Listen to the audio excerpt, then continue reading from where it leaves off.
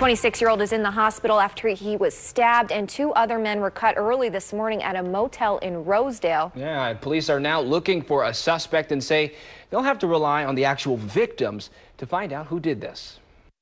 We don't know what led up to this morning's stabbing outside room 117 at the Rich Motel, but Baltimore County police say the actions that followed started with a knock at the door. They had some sort of an exchange, and during that time, the person who knocked on their door pulled out a knife. Police spokeswoman Jen Peach says the alleged stabber and another man walked down the steps behind the motel early this morning, knocked on the door, and confronted a man inside. That person who knocked on the door at some point pulled out a knife and just started stabbing people wildly. The victim inside the motel room was cut.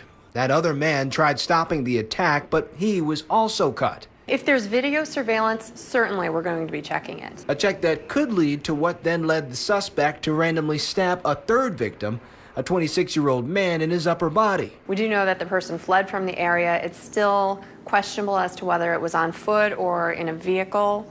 So detectives are still out right now following up on some leads. A tough task for police, whose likely only help can come from the victims. There aren't a lot of witnesses around. There's not a lot of movement. There's nobody out and about. So it's difficult for us to find people who are able to come forward and say, I saw something, I heard something.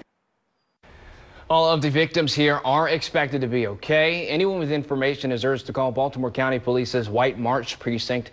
The number is 410-887-5000.